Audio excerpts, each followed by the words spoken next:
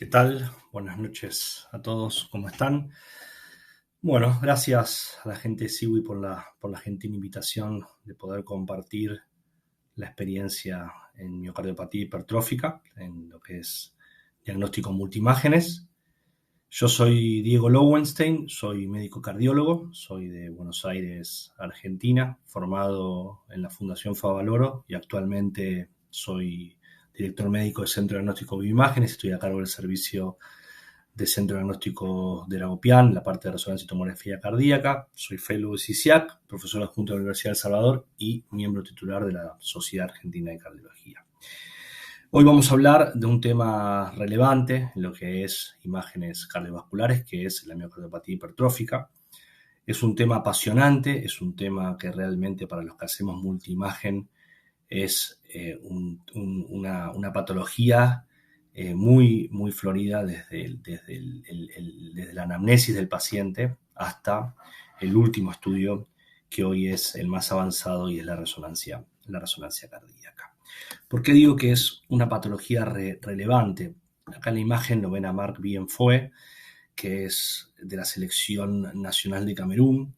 Esta es una imagen de la Copa FIFA de Confederaciones en el año 2003, en un partido contra Colombia.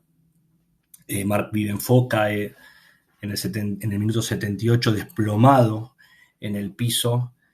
Pudieron hacer reanimación y el diagnóstico fue una hipertrofia severa del ventrículo izquierdo y el genético demostró que se trataba de una miocardiopatía hipertrófica.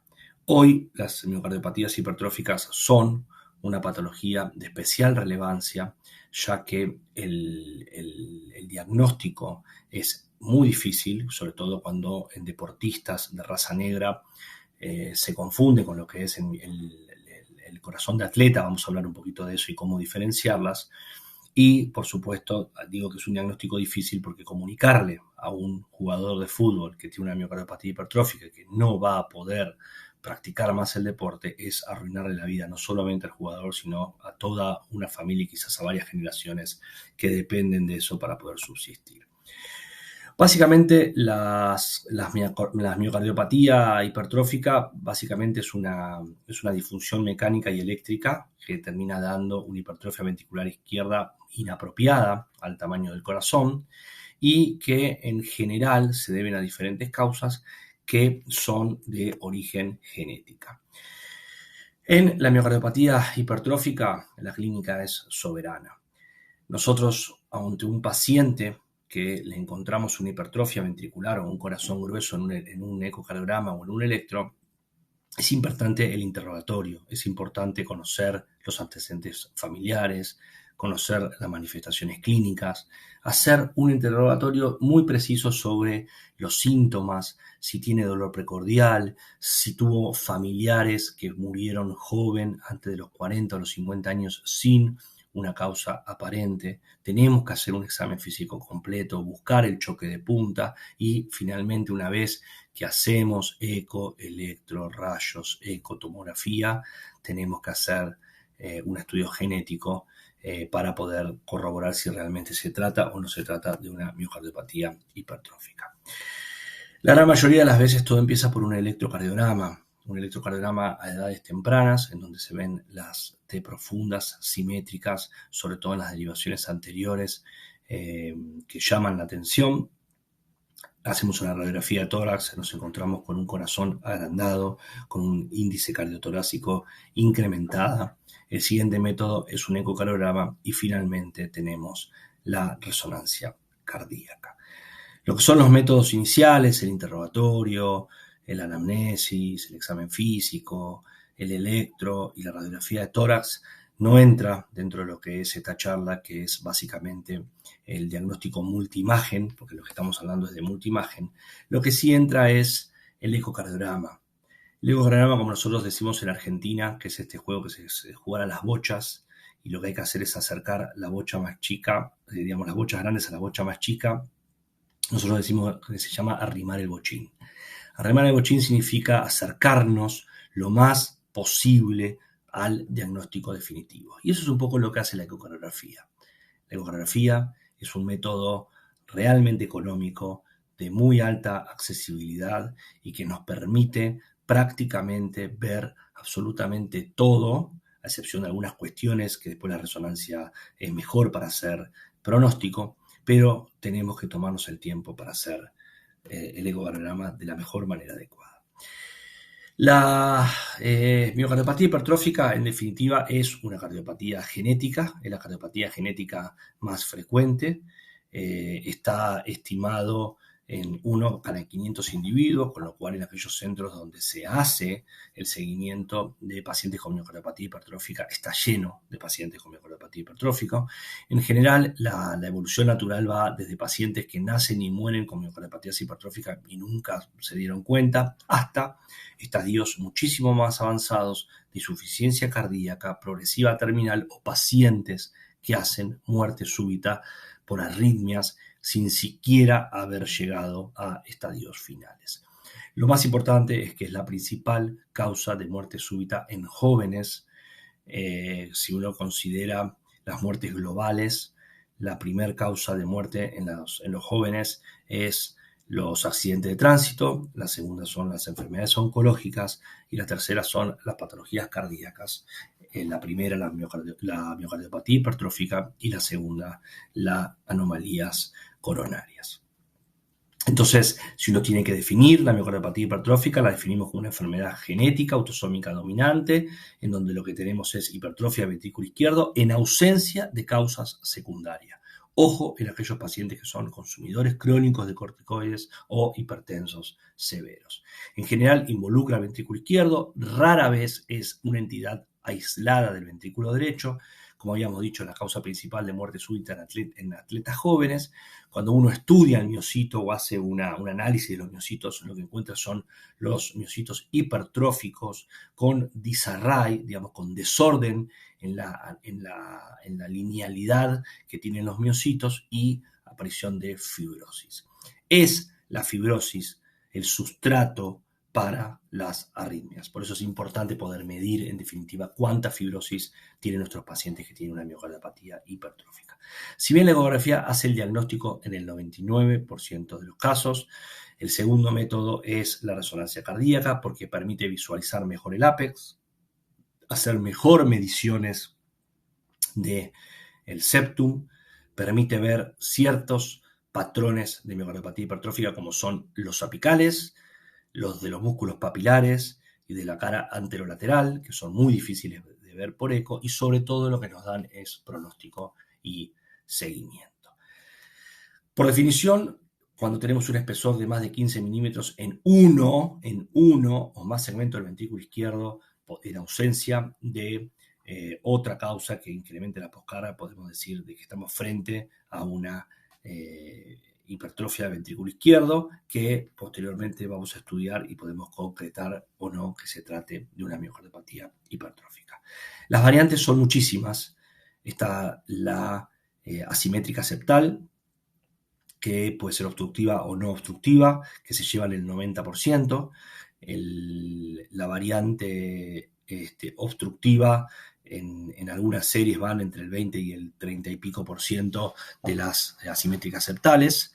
Y después tenemos la asimétrica invertida, las formas apicales, que es el video que vemos arriba a la derecha, ¿no? Que parece como si tuviera una neurinfa y eso en realidad es una miocardiopatía hipertrófica, las asimétricas y las de los músculos papilares.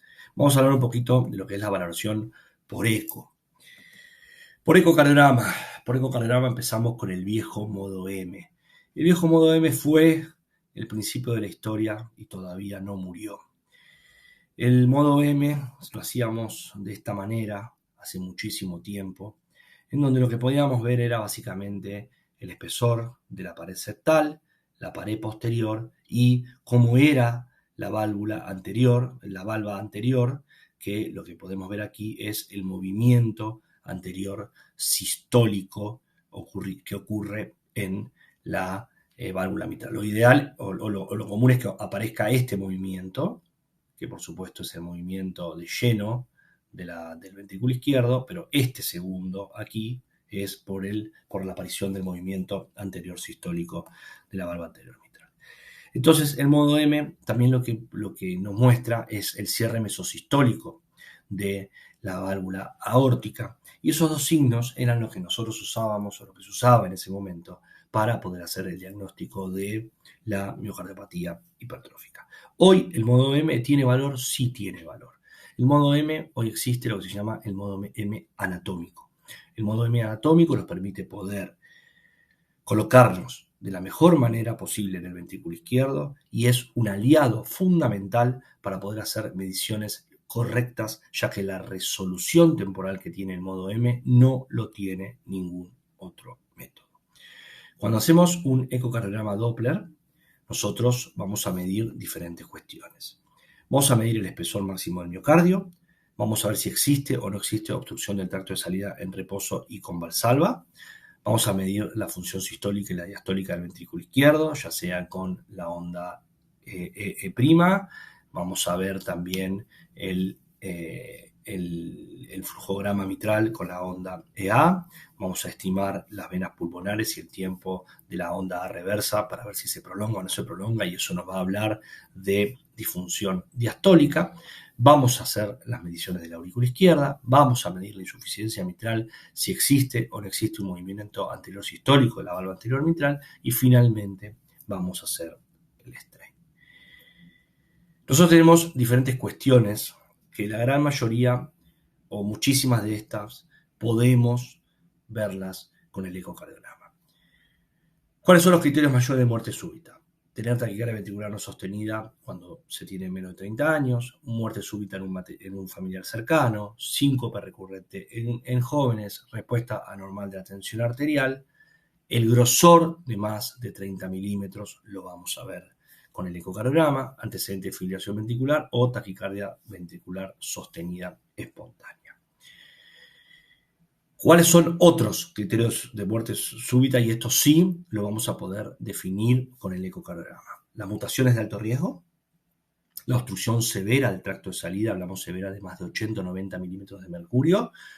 La obstrucción, ya se habla de obstrucción cuando tenemos más de 50 milímetros de mercurio. La disfunción sistólica también la vamos a ver por eco. El aneurisma apical del ventrículo izquierdo también lo vamos a ver por eco. Y después hay dos parámetros que son la cardiopatía isquémica asociada y el realce tardío, que es fundamentalmente lo que nos aporta la resonancia cardíaca.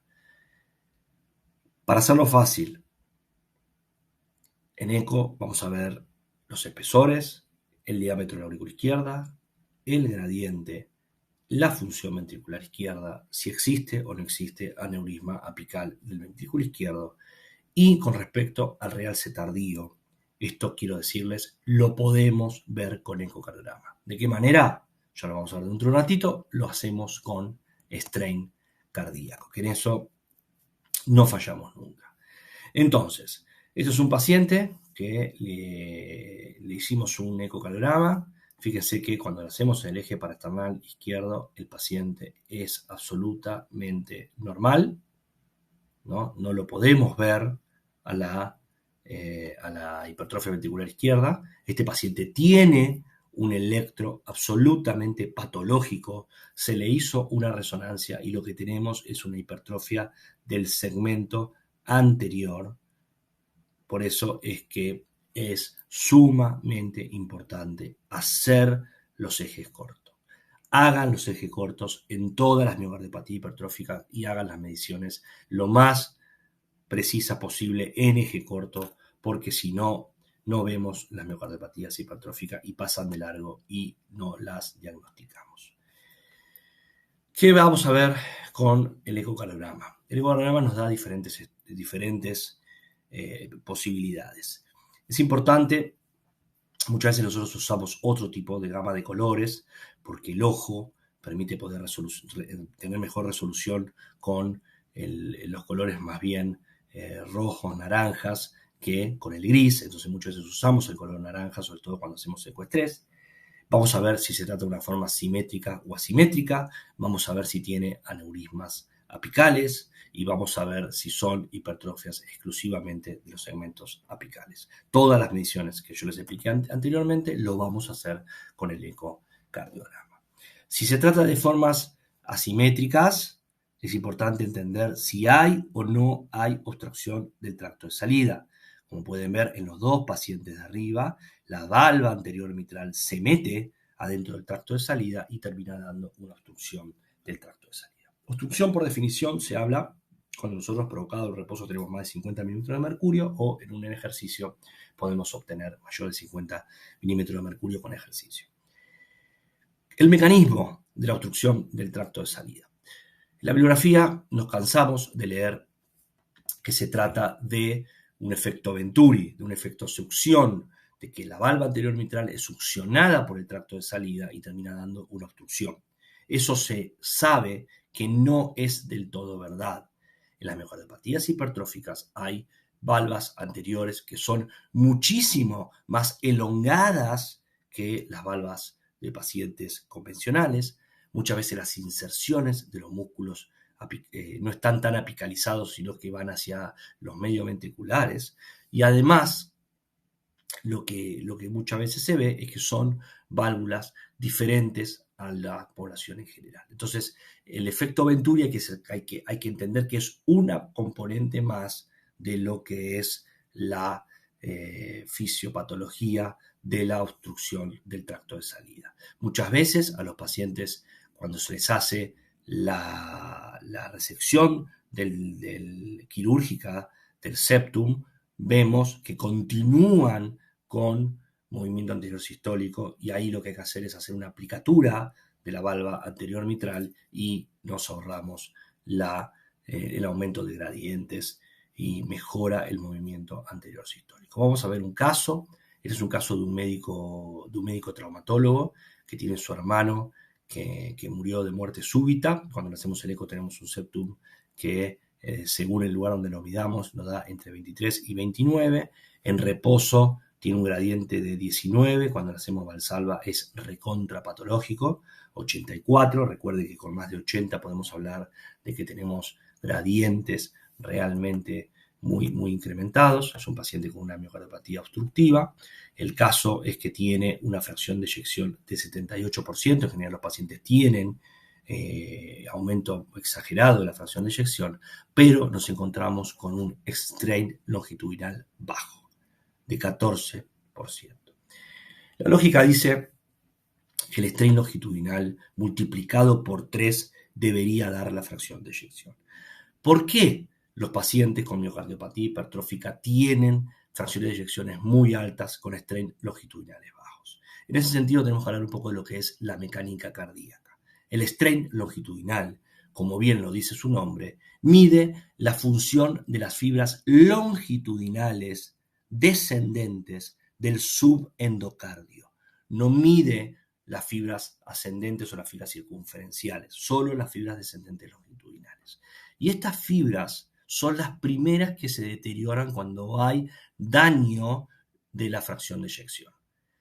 Pero las fibras longitudinales aportan muy poco al verdadero volumen de la fracción de eyección final, con lo cual, para tener caída de la fracción de eyección, tenemos que tener daño de las fibras circunferenciales y de las fibras epicárdicas ascendentes. Entonces, el strain y la caída del strain longitudinal nos habla de que ya hay un inicio de daño de la función sistólica. Cuanto peor es el strain, o sea, cuanto más bajo es el strain y cuanto más segmentos involucrados nos encontramos, peor es el pronóstico de nuestro paciente. Y ahí está la pregunta: ¿es el strain un subrogante de fibrosis? La miocardiopatía hipertrófica ¿puede dar el strain información pronóstica? La respuesta es sí. Lo que sabemos es que cuanto más bajo es el strain longitudinal, cuando hacemos resonancias cardíacas, coincide con mayor captación de gadolinio. Y el gadolinio es el sustrato arrítmico porque representa fibrosis. La fibrosis es el punto donde nuestros pacientes hacen focos arrítmicos y donde hacen las taquicardias ventriculares.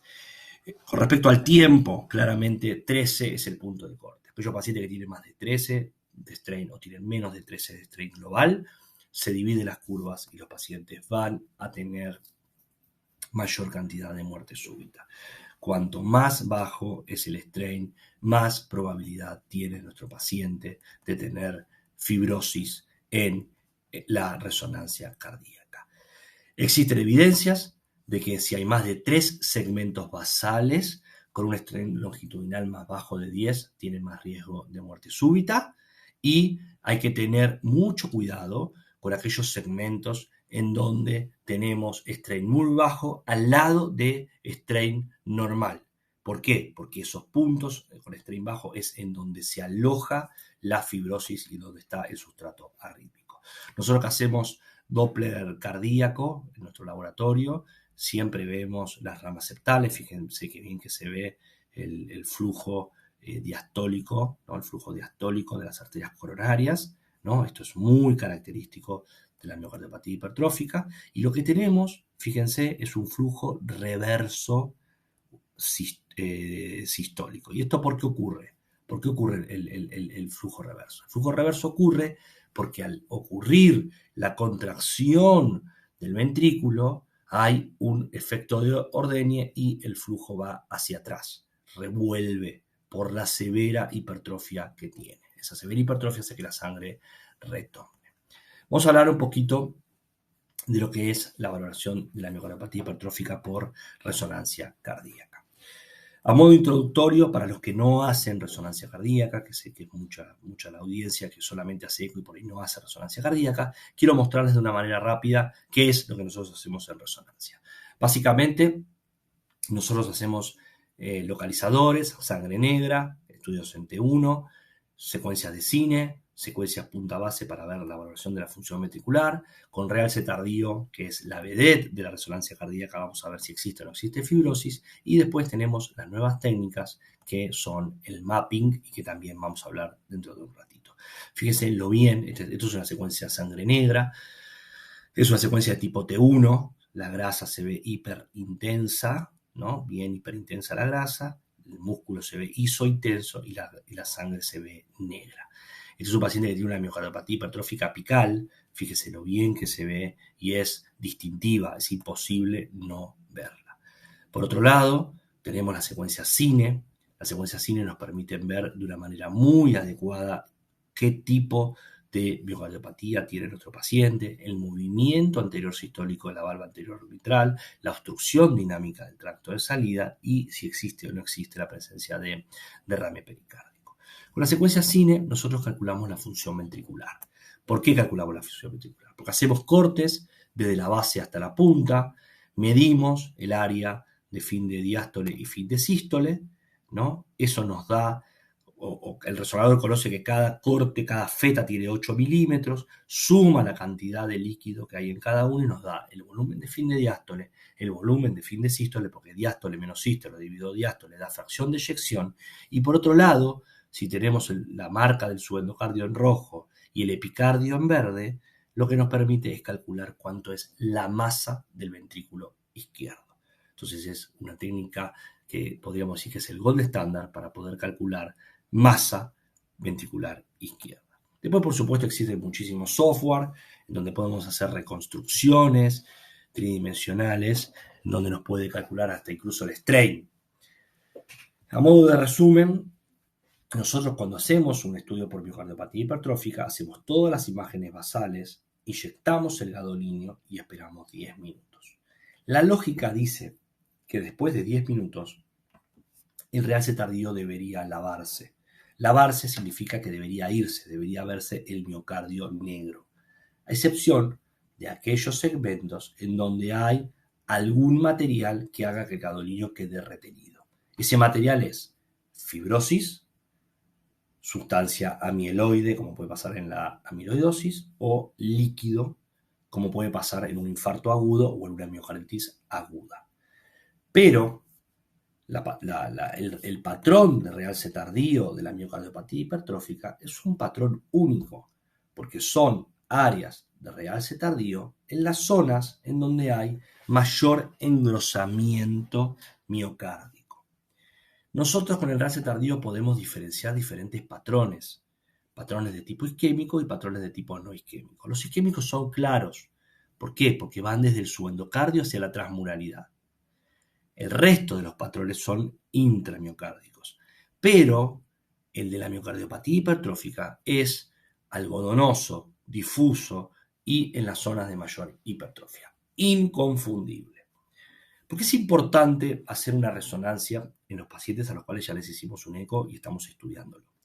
Básicamente porque la miocardiopatía hipertrófica, lo que sabemos es que es súper importante poder hacer mediciones correctas tanto del septum como de la pared posterior. Esto se debe a que lo que sabemos es que cuanto mayor espesor sea las paredes del ventrículo, peor va a ser el pronóstico de nuestro paciente.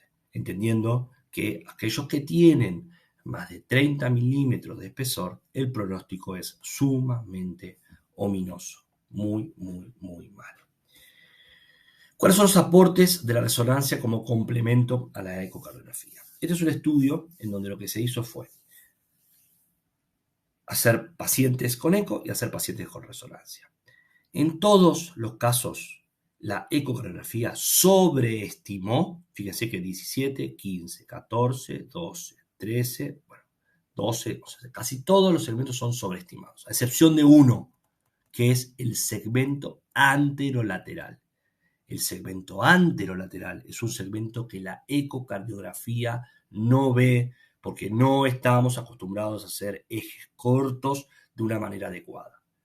Entonces, fíjense que nos daba 13 con el eco, que son rangos ni siquiera de miocardiopatía hipertrófica, y con resonancia nos da 16.7. Entonces, ¿cuál es el aporte? Básicamente, el aporte es que hay un 6% de pacientes que el eco no demostró hipertrofia ventricular izquierda y que la resonancia detecta hipertrofias ocultas. Y este es la pared anterolateral. Y esto indefectiblemente resultó en nuevo diagnóstico de miocardiopatía hipertrófica. El eco subestima la magnitud de los espesores. En general,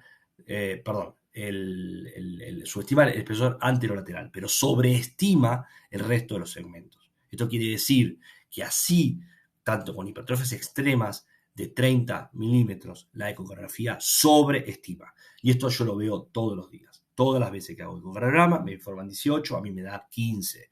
22 me da 17. Son muchas las discrepancias que tengo a la hora de medir los espesores con el eco que con la resonancia.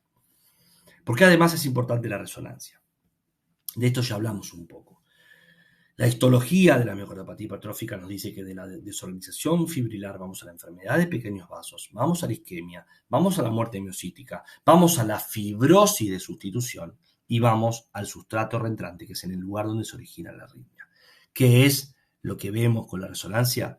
La fibrosis de sustitución. La vemos directamente con el realce tardío. Y por supuesto tenemos ventanas que son espectaculares. Este es un paciente, fíjese lo que es la vista de 2 cámaras, y sin intención de querer chicanear, fíjese cómo, digamos, se ve en un ecocardiograma y cómo se ve en una resonancia. Yo así todo les muestre una muy buena ventana ecocardiográfica, la resonancia es sumamente superior. Además, en la miocardiopatía hipertrófica podemos ver los aneurismas apicales. Recuerden que por la proyección de la onda de ultrasonido no vemos habitualmente los segmentos apicales y la resonancia tiene una resolución fantástica y nos permite poder ver los aneurismas, los segmentos apicales y ver las formas de miocardiopatías hipertróficas apicales. La resonancia nos permite poder hacer y distinguir las diferentes formas de miocardiopatías hipertróficas. Vamos a ver un caso clínico. A ver si puedo porque se me trabó la pantalla. Bueno, este caso clínico se trata de un hombre de 65 años con muchos factores de riesgo positivo, hipertenso, estrés, dislipemia, fumador, síncope de origen inexplicable, un puente muscular en el cateterismo, electropatológico con T negativas desde hace más de 20 años, tiene un diagnóstico de miocardiopatía hipertrófica simétrica con un septum de 18, fíjese qué maravilla que es la resonancia para poder ver la miocardiopatía hipertrófica, pero el ecocardiograma fue fantástico y además, como les dije, tenemos un montón de herramientas para poder llegar al diagnóstico en el 99% de los casos. Cuando lo hacemos en realce tardío, nos encontramos con presencia de realce tardío en el segmento anterobasal y en el segmento septum basal. ¿Qué hacemos con este paciente? Implantamos un cardiofibrilador, lo seguimos por Holter y resonancia o uso de antirrítmicos y Holter. Recuerden cuáles son los criterios mayores y menores para implante de cardiofibrilador. Los mayores ya los vimos, los menores hay que agregarle la presencia de FA, isquemia miocárdica, obstrucción del tracto de salida más de 30, mutaciones genéticas de alto riesgo, respuesta normal de la TDA durante el ejercicio, paciente joven, disfunción sistólica, enfermedad coronaria asociada, puentes musculares que tenía nuestro paciente, a esos pacientes que se le ablacionó o se hizo una ablación septal y evidencia de fibrosis, realce tardío positivo. Con 2 mayores o un mayor y 2 menor tenemos que implantar el cardiofibrilador. Nuestro paciente tenía síncope de origen inexplicable, un mayor, puente muscular, un menor, y además tenía realce tardío 2 menores. Un mayor y 2 menores. A este paciente hay que colocarle un cardiofibrilador. Entonces, este es el valor que tiene la resonancia. El ecocardiograma es nuestro método para hacer el diagnóstico. Modo M, modo bidimensional, Doppler, movimiento telosistólico, tamaño de la aurícula, valoración del tracto de salida del ventrículo izquierdo, movimiento telosistólico de la válvula mitral, grado de insuficiencia mitral. Todo eso lo tenemos que hacer con nuestro equipo de ecografía. La resonancia nos va a dar el verdadero tamaño del septum, nos va a dar cuál es el volumen de la fracción de eyección, la masa y un dato más. Nos va a dar el porcentaje de realce tardío. El porcentaje de realce tardío implica hacer cortes como si fueran fetas del corazón y poder cuantificar cuánto es el realce tardío del paciente. Y esto es importante porque, como les dije anteriormente, el realce tardío son las zonas de cicatriz, son las zonas donde hay disarray de las fibras miocárdicas y son las zonas arritmogénicas. Y esto está directamente relacionado con el pronóstico. Este es un paciente que nosotros cuantificamos por software el realce tardío. Este es un paciente en donde en naranja se ve el realce tardío y el software nos dice 10% de la masa global afectada tiene realce tardío.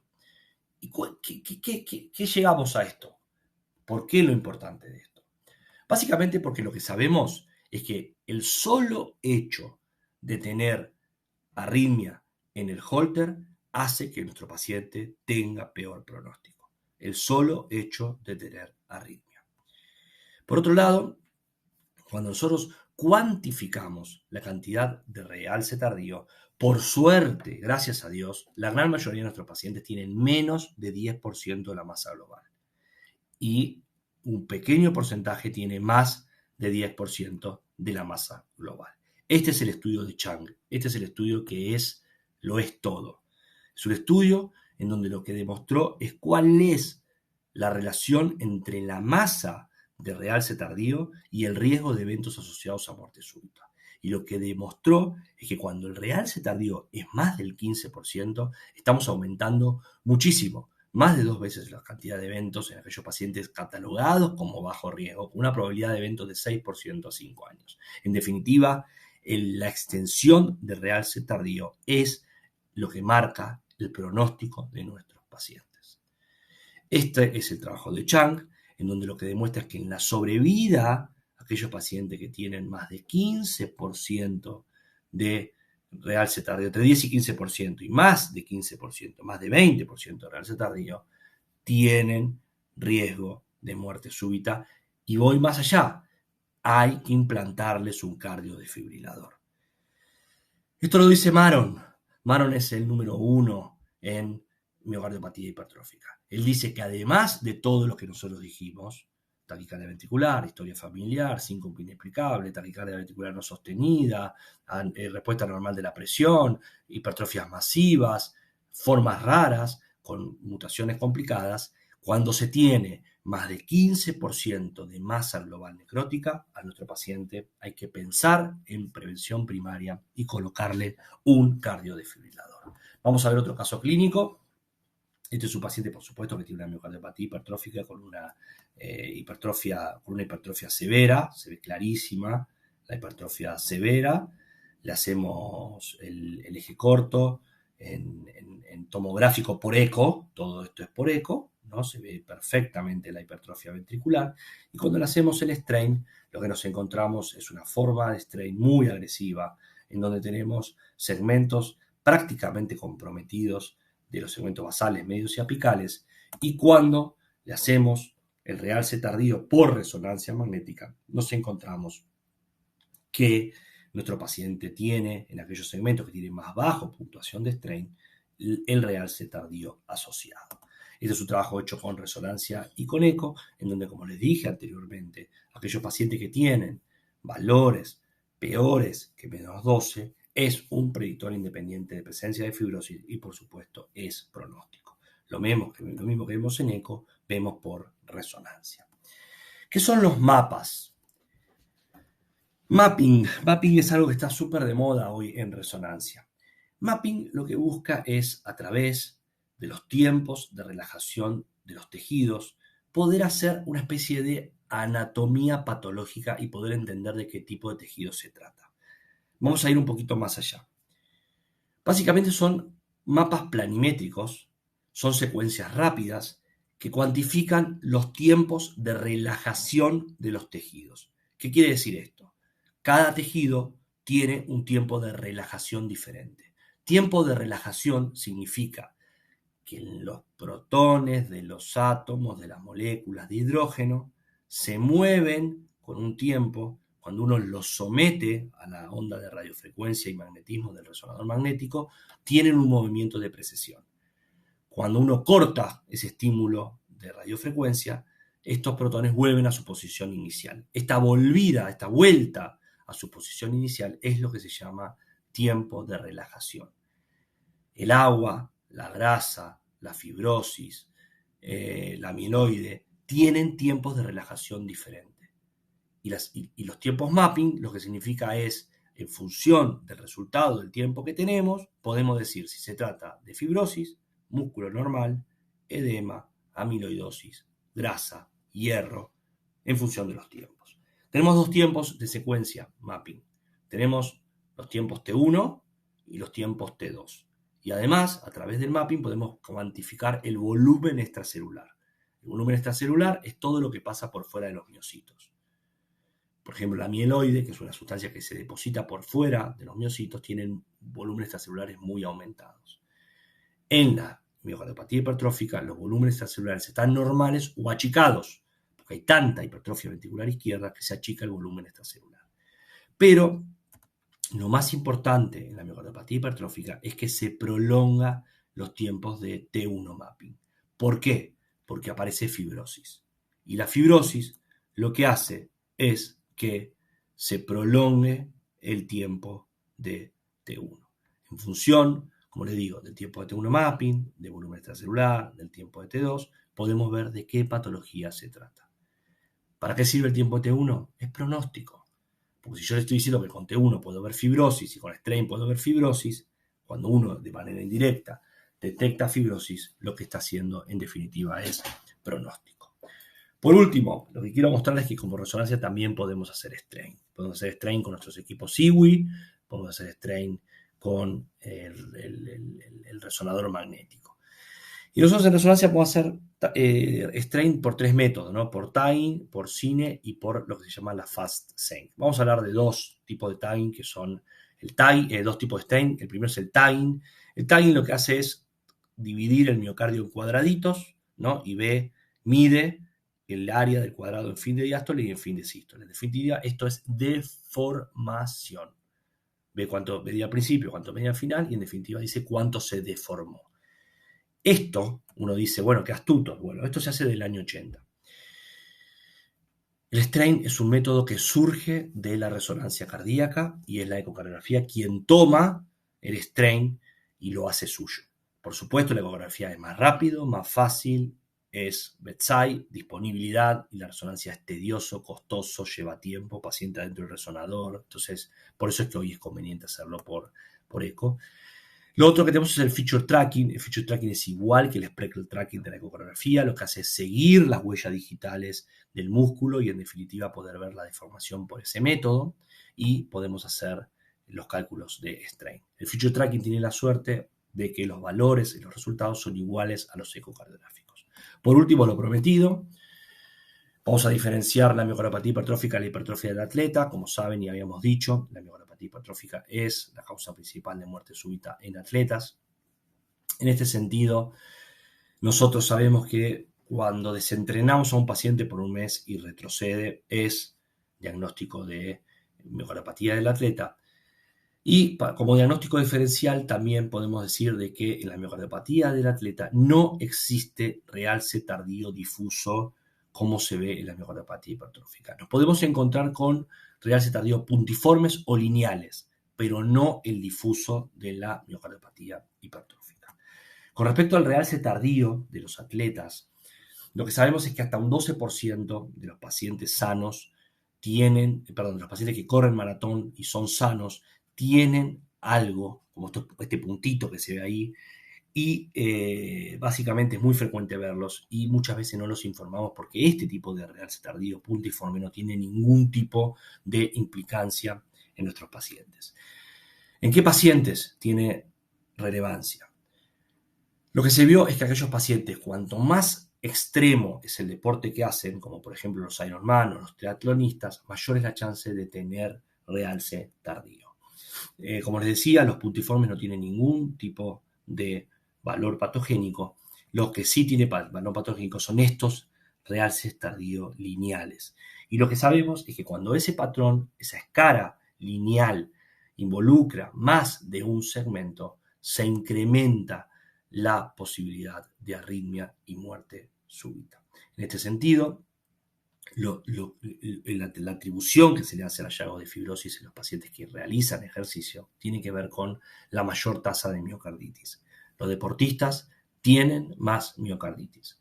Y lo que se sabe es por qué los deportistas tienen más miocarditis. Porque el deportista entrena, por más que esté engripado, por más que tenga fiebre, por más que se sienta mal, no hace el reposo adecuado y muchas veces hace más miocarditis que la población general por estos métodos.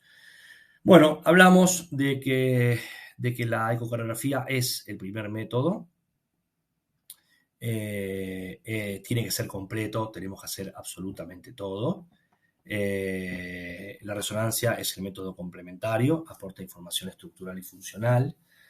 La ecografía tiene que darnos el 99%. Tómense su tiempo de hacer todas las mediciones que les dije. La resonancia, por supuesto, es mejor cuando calculamos volumen, masa y grosor. Es la técnica de referencia. Además, nos da el realce tardío, el T1 y el BEC, que es fundamental para el diagnóstico y el pronóstico. Y hay que tener mucho cuidado con los diagnósticos diferenciales. En esto el strain aporta muchísimo porque en la amiloidosis tenemos patrones muy característicos, en la sarcoidosis lo mismo, con lo cual el patrón de strain de la miocardiopatía hipertrófica con valores bajos de strain globales es característico y es inconfundible. Así que bueno, muchas gracias. No sé si tienen preguntas para hacerme, que con mucho gusto voy a contestarles. A ver si puedo